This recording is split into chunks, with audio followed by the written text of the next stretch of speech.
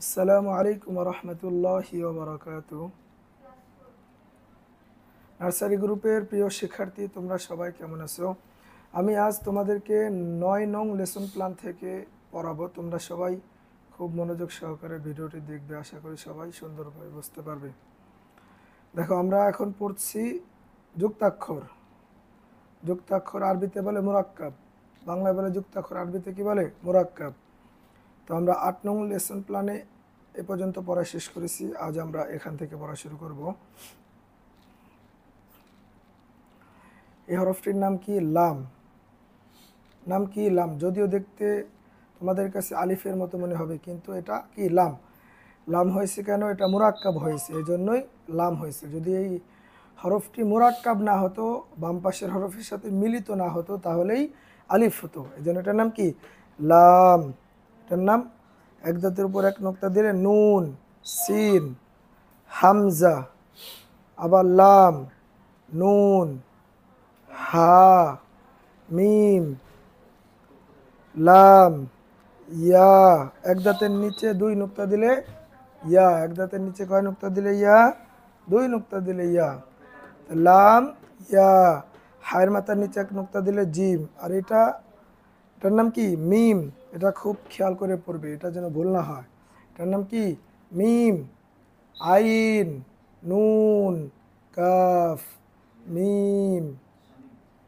এটার নাম ইয়া, সিন, তা, ফা, তা, হা।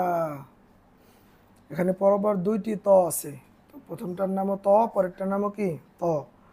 ত, ত। তারপর আইন। গোল মাথার উপরে একটি নুক্তা দিলে ফা, এটা আমরা খেয়াল করব। গোল মাথার উপরে একটি নুক্তা দিলে ফা, গোল মাথার উপরে দুইটি নুক্তা দিলে কফ। ফা, কফ। তারপরে কাফ, তারপরে লাম।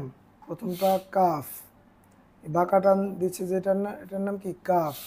এই পরেরটা লাম, মিম, কাফ, লাম, মিম, নুন, হা, ইয়া, আলিফ। এটার নাম কি? আলিফ। কারণ এটা বাম পাশে হরফ মুরাক্কাব হয়নি, এই জন্য এটার নাম আলিফ।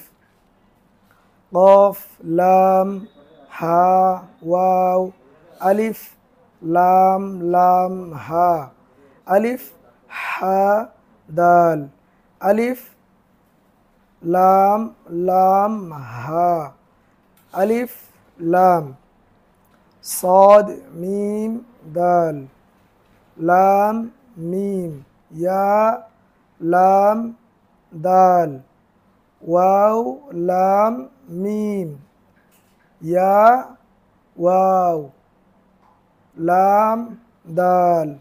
সবাই মনোযোগ দাও। তৃতীয় লাইনে শুরু থেকে আঙ্গুল দাও। ওয়াও, লাম, মিম, ইয়া, কাফ, নুন, লাম, হা। এটার নাম কি? গোল হা। এটার নাম কি? গোল হা।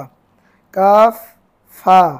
প্রথমটা কাপ বলা যাবে না, কাপে চায়ের কাপ হয়ে যাবে। আর যদি কাফ বলো, ফয়ের উচ্চারণ হবে।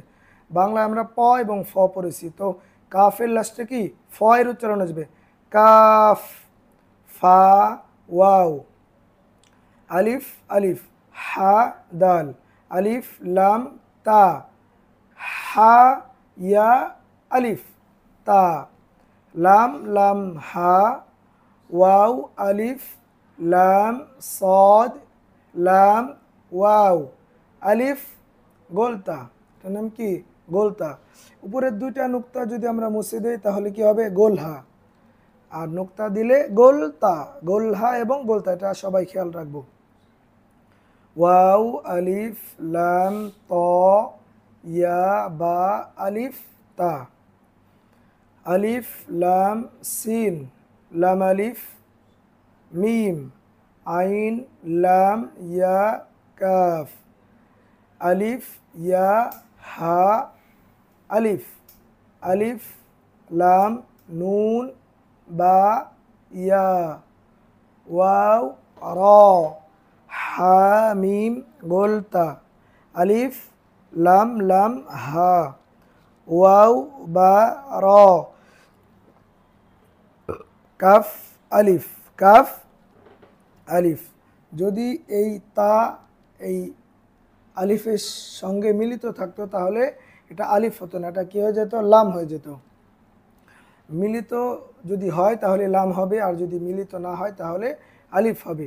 তাহলে ওয়াও বা র কাফ আলিফ তা হা, আলিফ লাম সিন লাম আলিফ মিম, আইন লাম ইয়া নুন আলিফ, ওয়াও আইন লাম ইয়া, আইন বা আলিফ দাল, আলিফ লাম হা, আলিফ লাম সদ আলিফ, লাম হা ইয়া নুন, আলিফ শিন হা দাল, আলিফ নুন লাম হা, আলিফ লাম হা।